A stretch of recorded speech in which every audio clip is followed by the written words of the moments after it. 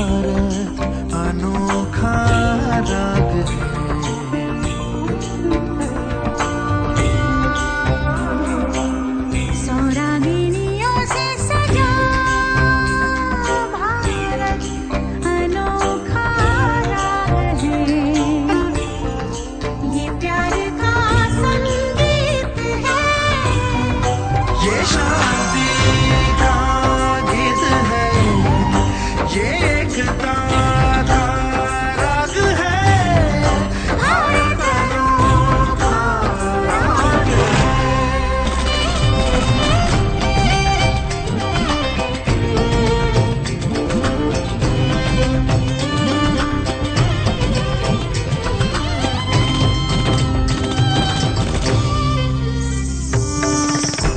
रागिनियों से सजा भारत अनोखा राग है, अनोखा राग है। वीर देश हमारा, वीर देश हमारा।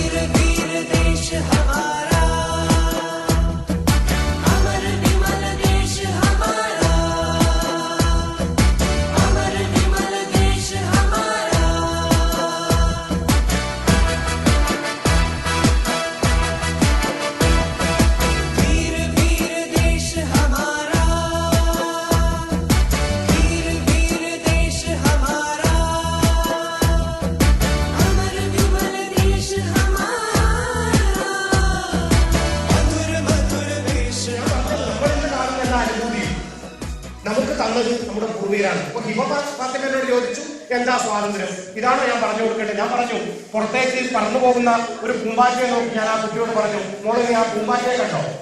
കണ്ടു മാഷേ. ആ പൂമ്പാറ്റ ആ പൂവിൽ നിന്ന് മറ്റൊരു പൂവിലേക്ക് മാറുന്നു, അത് വേറൊരു പൂവിലേക്ക് മാറുന്നു. അതിനെ ആരും തടയുന്നില്ല. അതിന് അസ്വാതന്ത്ര്യത്തിന്റെ പൂച്ചുവിലങ്ങളൊന്നുമില്ല, മതിൽക്കെട്ടുകളില്ല, വേലിക്കെട്ടുകളില്ല. ഇത് തന്നെയാണ് ആ പൂമ്പാറ്റ പറന്നത് പോകുന്നത് പോലെ ഈ അനന്തവിഹായത്തിൽ വേലിക്കെട്ടില്ലാതെ മതിൽക്കെട്ടില്ലാതെ പറക്കാൻ നമുക്ക് തന്ന അനുമതിയാണ് സ്വാതന്ത്ര്യം എന്ന് ഞാൻ ഹിമപാത്തിനോട് പറയുന്നത്. ഈ സ്വാതന്ത്ര്യമാണ് പലതിന്റെയും പേരിൽ നമ്മളെ നഷ്ടപ്പെടുത്തിക്കൊണ്ടിരിക്കുന്നത്. മുമ്പ് ബ്രിട്ടീഷുകാർക്കെതിരെ പോരാടുമ്പോൾ നമ്മുടെ ജാതിയോ മതമോ ഒന്നും ഒരു പ്രശ്നമല്ലായിരുന്നു. വക്കം അബ്ദുൽ ഖാദർ മൗലവി, ഭഗത് സിംഗ്, ജവഹർലാൽ നെഹ്റു, ഗാന്ധിജി, സുഭാഷ് ചന്ദ്രബോസ്, ഇങ്ങനെ ഒരുപാട് ധീര സ്വാതന്ത്ര്യ സമര സേനാനികൾ നമ്മുടെ അവകാശങ്ങൾക്ക് വേണ്ടിയിട്ടാണ് പോരാടിയത്. ഉപ്പിന് പോലും എന്താണ് കടലിൽ നിന്ന് നമ്മൾ ഉപ്പ് മാറ്റിയെടുക്കുന്നത്? കടലിലുള്ളത് ആരുടെയും പൊതുസ്വത്തല്ല. നമ്മൾ ദൈനംദിന ആവശ്യങ്ങൾക്ക് വേണ്ടിയിട്ടുള്ള ഏറ്റവും പ്രധാനപ്പെട്ട സാധനമാണ് ഉപ്പ്. ഉപ്പില്ലാതെ നമ്മൾ ഒരിക്കലൊന്നും നടക്കില്ല, കുറേയൊന്നും വേണ്ട. ഈ ഉപ്പിന് പോലും ബ്രിട്ടീഷ് പട്ടാളം ബ്രിട്ടീഷുകാരെ നികുതി ചുമത്തിയപ്പോൾ, ഒടുവിൽ ബ്രിട്ടീഷുകാരെ ഉപ്പിന് പോലും നികുതി ചുമത്തിയപ്പോഴാണ് വരിക സഹചരെ വലിയ സഹന സമരമായി കരൾ ഉറച്ച് കൈകൾ കോർത്ത് കാൽ നടക്കു പോകണം എന്ന് പാടിക്കൊണ്ട് ഗ്രാമത്തെ ആകെ കൂട്ടിക്കൊണ്ട് ഇങ്ങനെ എത്രയെത്ര ചരിത്രങ്ങളാണ്. ചവയക്കർ സഹോദരങ്ങൾ മുതിർന്നവർക്ക് അറിയായിരിക്കും. ഒരമ്മയുടെ 3 മക്കളാണ്. 3 മക്കളാ സ്വാതന്ത്ര്യ സമരത്തിൽ പങ്കെടുത്ത് ഒടുവിൽ ബ്രിട്ടീഷുകാർ തൂക്കിക്കൊന്നത്. ഒരമ്മയുടെ 3 മക്കളെ സ്വന്തം കാര്യത്തിന് വേണ്ടിയിട്ടല്ല, നമ്മുടെ നാട്ടിലെ ജനങ്ങൾക്ക് സ്വാതന്ത്ര്യത്തിന് വേണ്ടി പോരാടിയിട്ട് 3 സഹോദരങ്ങളെ തൂക്കിക്കൊന്നു.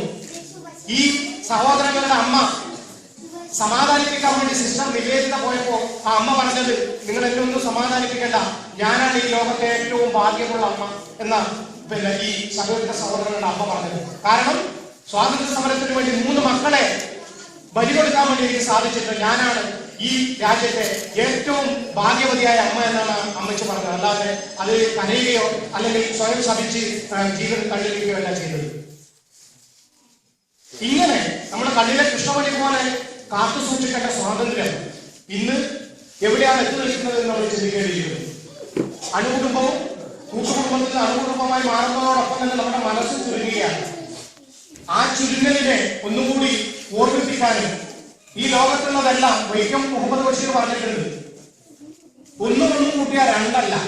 നമ്മൾ കുട്ടികൾ പഠിക്കുന്നത് ഒന്നും കൂട്ടിയാൽ എത്രയാണ്? 2 എന്നാണ്. വൈക്കം മുഹമ്മദ് ബഷീർ എന്ന മഹാനായ ബേപ്പൂർ സുൽത്താൻ എന്ന എഴുത്തിന്റെ സുൽത്താൻ പറഞ്ഞത് ഒന്നും കൂട്ടിയാൽ ഇമ്മണി വലിയ ഒന്നാണ്. അത് നമ്മൾ ഉദ്ദേശിച്ച് പറഞ്ഞതാണ്. നമ്മൾ വേഷത്തിലും ഭാഷയിലും ജാതിയിലും മതത്തിലും ഒക്കെ വളരെ ആളാണെങ്കിലും നമ്മളൊക്കെ നാനാത്വത്തിൽ ഏകത്വം സൃഷ്ടിക്കുന്നവരാണ്. അതാണ് ഭാരതത്തിന്റെ പൈതൃകവും. നമ്മളൊക്കെ നാനാത്വത്തിൽ ഏകത്വം സൃഷ്ടിക്കുന്നവരാണ്. അതുകൊണ്ടാണ് ONV കുറുപ്പ് എന്ന വലിയ എഴുത്തുകാരൻ പാടിയത്, ഇന്ത്യ തൻ മണ്ണിൽ പണി ചെയ്യുമ്പോഴെന്നും ഒന്നാണൊന്നാണ്, അവർക്ക് ഇന്ത്യയും ഒന്നാണ്, ഈ ഇന്ത്യയും ഒന്നാണ്. ഇന്ത്യ തൻ മണ്ണിൽ പണി ചെയ്യുമ്പോഴെന്നും ഒന്നാണ്, അവർക്ക് ഇന്ത്യയും ഒന്നാണ്, ഈ ഇന്ത്യയും ഒന്നാണ്. തെക്കുവടക്കെന്ന ഭേദമില്ല, പക്ഷഭേദമില്ല, Hindu Muslim Christian ഭേദമില്ല. തെക്കുവടക്കെന്ന ഭേദമില്ല, പക്ഷഭേദമില്ല, Hindu Muslim Christian ഭേദമില്ല. നെയ്യിന്റെ നാട് ഗോതമ്പിന്റെ നാടിത്, തെങ്ങിന്റെ നാടെന്ന ഭേദമില്ല. നെയ്യിന്റെ നാട് ഗോതമ്പിന്റെ നാടിത്, തെങ്ങിന്റെ നാടെന്ന ഭേദമില്ല. ഇന്ത്യ തൻ മണ്ണിൽ പണി ചെയ്യുമ്പോരെന്നും ഒന്നാണ്, അവർക്ക് ഇന്ത്യയും ഒന്നാണ്, ഈ ഇന്ത്യയും ഒന്നാണ്. ആ ഒരു മന്ത്രമാണ് നമ്മുടെ മനസ്സിൽ ഉണ്ടാകുന്നത്. വിഭിന്ന നാട്ടുകാരാണെങ്കിലും വിഭിന്ന സ്വഭാവമുള്ളവരാണെങ്കിലും നമ്മളെല്ലാം നാനാത്വത്തിൽ ഏകത്വം കാണുന്നവരാണ്. ഒന്നാണ് എന്ന ബോധം ഈ ദിവസത്തിലേക്ക് നമ്മുടെ മനസ്സിലേക്ക് കൊണ്ടുവരണം. ഈ ദിവസത്തിൽ മാത്രമല്ല, ജാതിയുടെയും മതത്തിന്റെയും രാഷ്ട്രീയത്തിന്റെയും ദേശത്തിന്റെയും ഒക്കെ പേര് പറഞ്ഞ് നമ്മളിങ്ങനെ തമ്മിലടിക്കുക. എന്തിനു വേണ്ടിയാണ് ചോദ്യമുണ്ട് പ്രസക്തം. നമ്മൾ മനുഷ്യരാവുക എന്നാ പറയുന്നത്, നമ്മൾ നല്ല മനുഷ്യരാവുക. അതുകൊണ്ട് വൈക്കം മുഹമ്മദ് ബഷീർ പറഞ്ഞത്, നമുക്കൊക്കെ ഈ നാട് ലോകം നന്നാവണമെങ്കിൽ നമുക്ക് എല്ലാവർക്കും വട്ടച്ചൊറി വരണം. വട്ടച്ചൊറി അറിയാലോ? ചൊറി ഒരുതരം ഒരു വട്ടത്തിലുള്ള ചൊറിയാണ് വട്ടച്ചൊറി എന്ന് പറഞ്ഞാൽ. അത് വന്നു കഴിഞ്ഞാൽ അത് ചൊറിഞ്ഞിരിക്കാൻ നല്ല രസമാണ്. ചൊറിയുന്ന എന്തോ ഒരു അനുഭൂതിയാണ്. അപ്പൊ നമുക്ക് എല്ലാവർക്കും വട്ടച്ചൊറി വന്നാലും നമ്മളെല്ലാം അത് ചൊറിഞ്ഞിരിക്കും.